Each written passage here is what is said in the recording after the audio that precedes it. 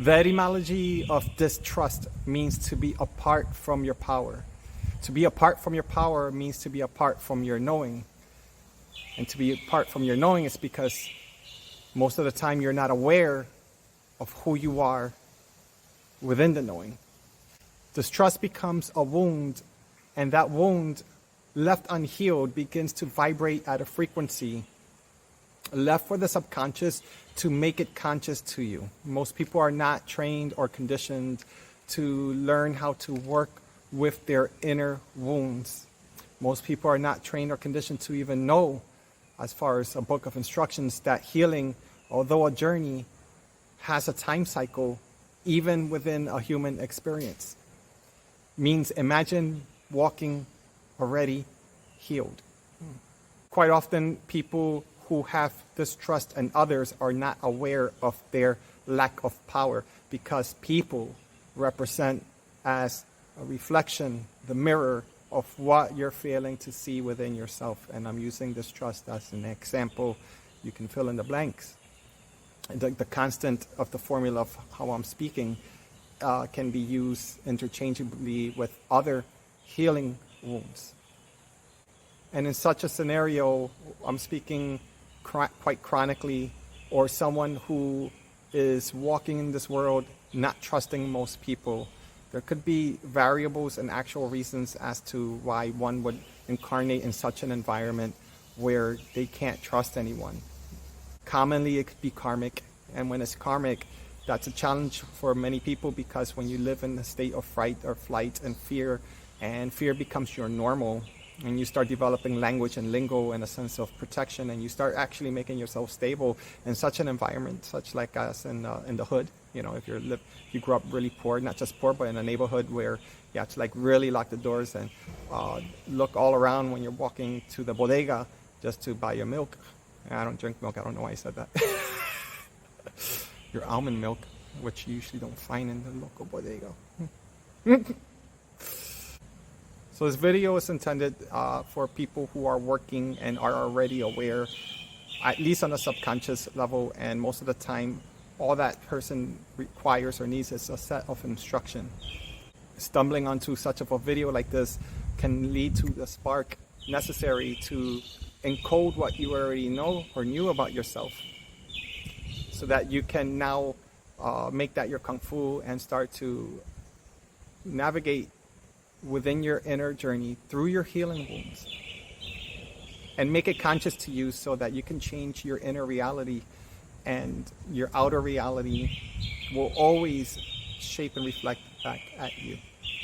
Once you start to become aware that a distrust in others means that you are unaware of your own empowerment, because if you are living in distrust, then that means you are co-creating an environment that even if you did not initiate the creation, you are feeding it. How are you feeding it? Because your wounds, your inner wounds, your inner trauma, even if they don't completely heal and they're not expressively bleeding out, they're very powerful. They're actually ley lines ready to be unveiled and decoded. They're maps of your inner journey, of the microcosm of your actual existence. Left unhealed, they built up an investment no different than money or currency, because you are the currency. And as the wound, your inner wound, starts to develop and expand, most of the somatic pain body experience that you may render could be because now you have maximized the potency of this currency, that your embodiment can no longer hold it in an unconscious or subconscious level. And because I don't believe in coincidences or accidents, when something of a large trauma and becomes known to you, again, such as distrust in others, and now the volcano finally explodes one given day where everything just goes into shambles that day, as an example. Or you finally have some kind of like an emotional overload and you can no longer hold it, and it happens in a place such as your place of work. in front of people who don't know that aspect of you as far as emotional overload. Or you developed something that shows up in your bloodborne, like a bloodborne pathogen, like high blood pressure, high cholesterol, and in a more chronic states like liver cirrhosis or hepatomegaly, the enlargement of like for example, either your liver or splenomegaly, your spleen, is a very common overlooked, as far as purging is concerned, chronic symptom that's already entered your organ level. And the root cause of it could have been the distrust of others or yourself. And again, fill in the blanks. It could be your inner wound that has not healed, that is asking to be illuminated. And the reason why there are dark forces that actually feed off of that is because, again, your inner wound left unhealed has inert power ready to transform, transmute, ready to dismantle or collapse an old dying system. And that unhealed trauma or wound, again, because distrust means that you're not having trust within your inner journey, that even your wound, you don't have your set of instructions that you were not given within this life experiences, which is more than common. And as I said in past videos, quite often people just need a set of instructions so that they can level up when is their time. Dark forces, dark entities that play chess with loved ones around you, even the community around you, your environment, they feed off of that because that's how powerful you are. And that unhealed wound keeps you separate from your power. Hence, distrust, which is the focus of this video. To trust is like a trust fund.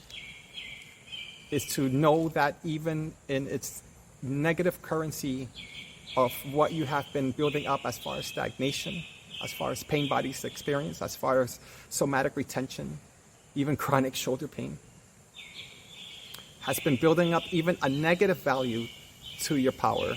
That's still energy to an alchemist. And it's important for you to start training yourself to become an alchemist, because then you will start opening up a new way of seeing on how others in the physical form body siphon your vitality in that way.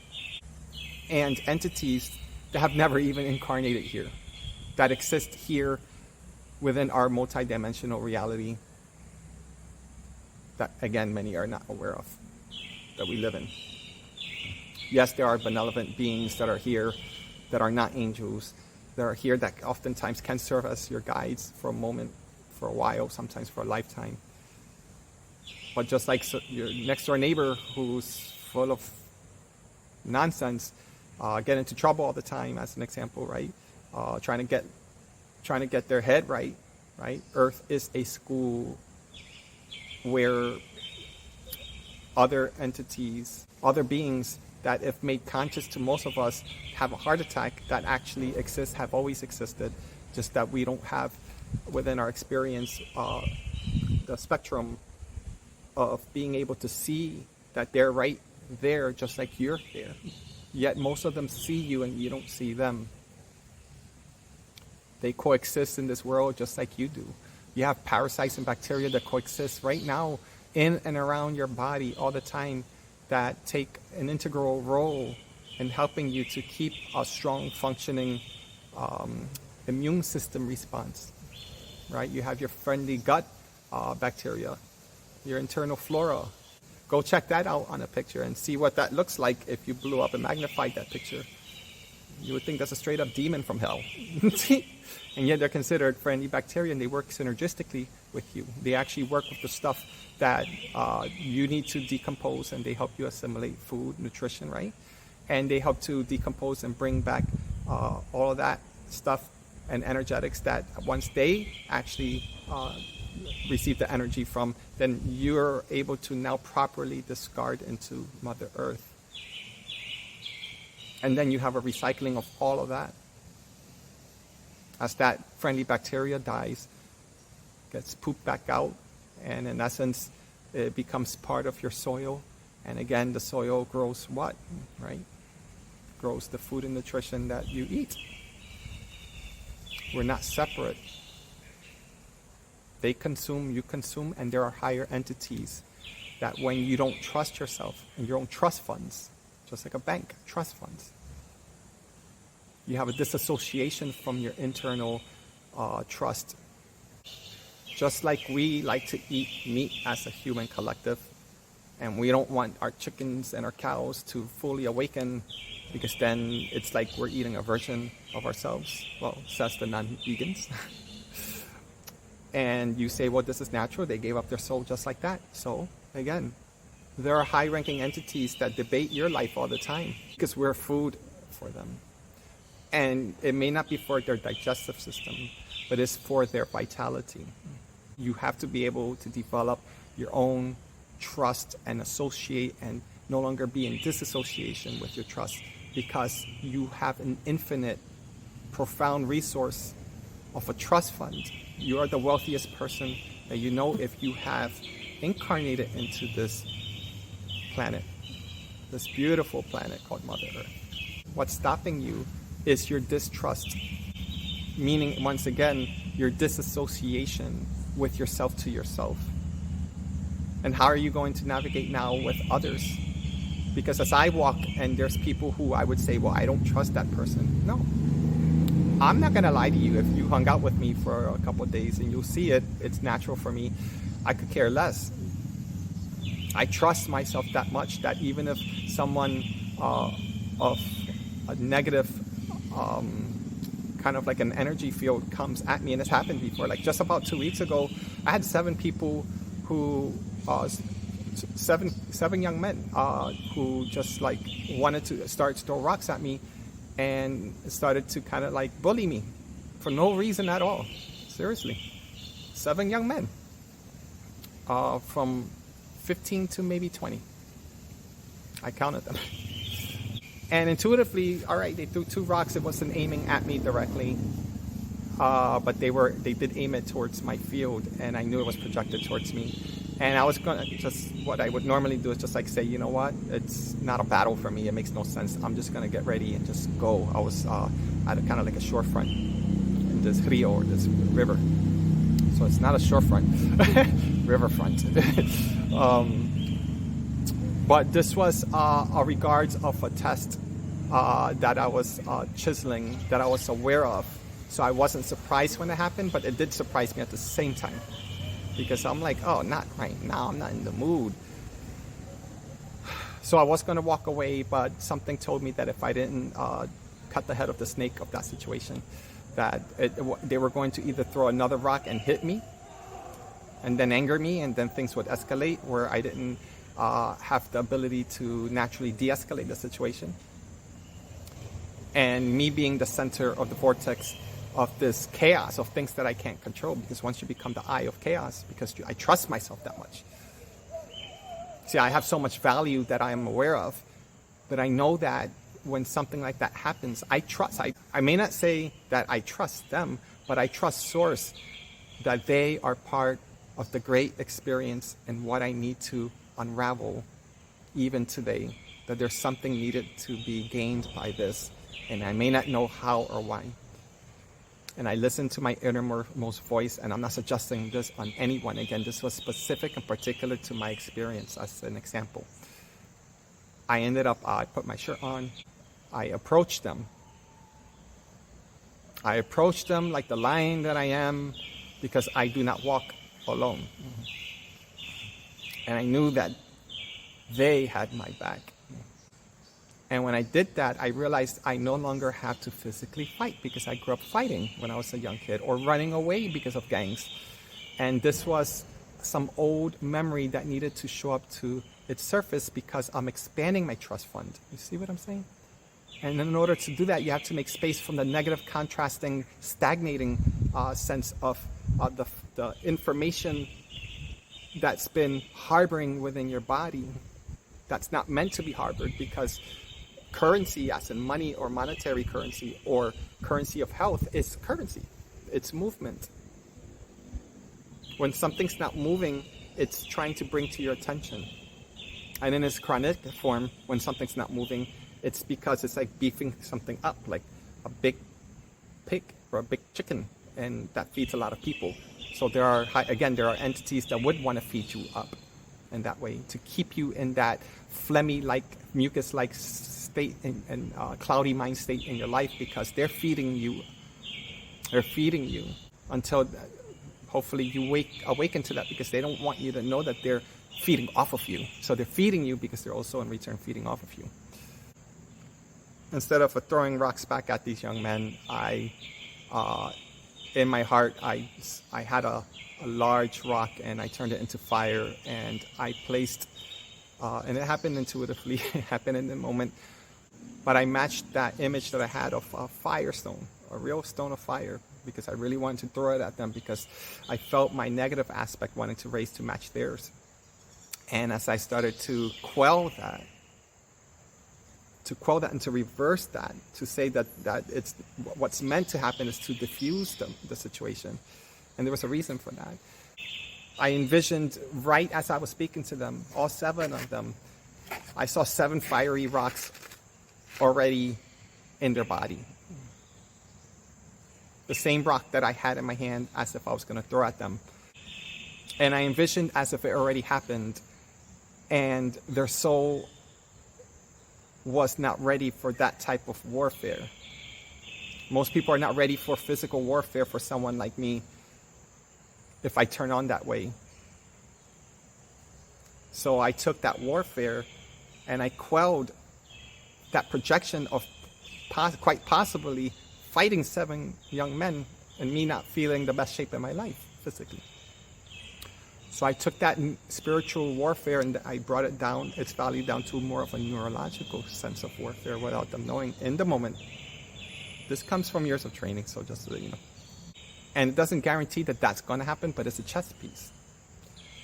And once I saw that all 7 of them, once I realized that for a second that was a way of me harvesting their false strength, their ego, I siphoned their chi through me using this kind of like a created sigil that came to me intuitively or instinctually.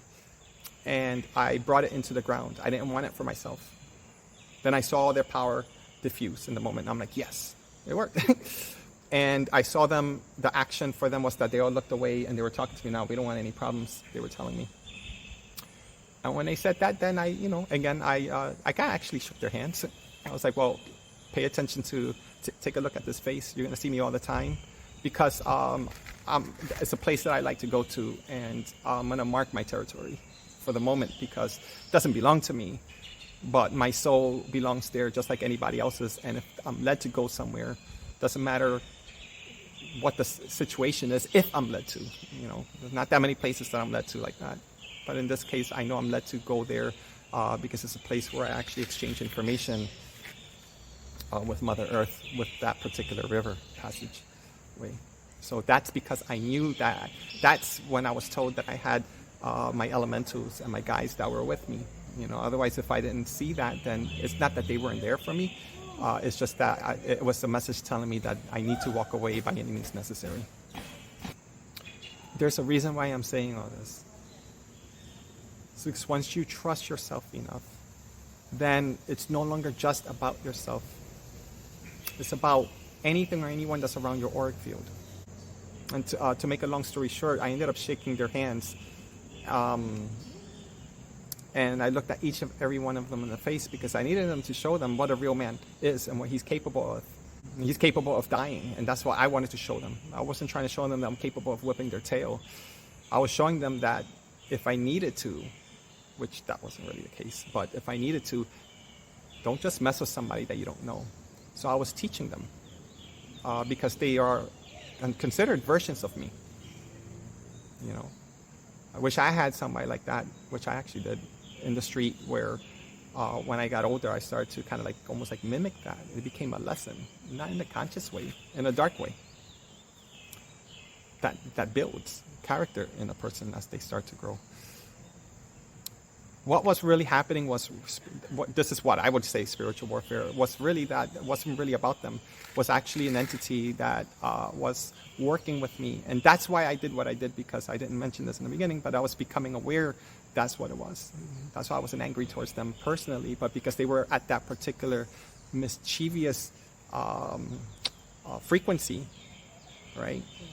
And then it was not that hard for their subconscious to be taken over like chess. And this is most people. Most people are actually possessed by a lot of entities as we speak. It's not always demonic. There's actual technology that infiltrates and that changes your behavioral state, and it's actual technology, and most of it is actually by humans. And that's another talk maybe. But what I was doing was I was actually clearing their negative energy, because in front of this whole, I don't know if it's an altercation, whatever the heck happened with me and those young men, there was a 9-month pregnant young woman with her mother, and it looked like her grandmom, and they were in the waters trying to naturally induce a pregnancy that was 2 days in carrying, I guess 2 days, like she should have had labor 2 days ago. And the reason I know that is because I actually met them and I had a conversation with them before that on the same day.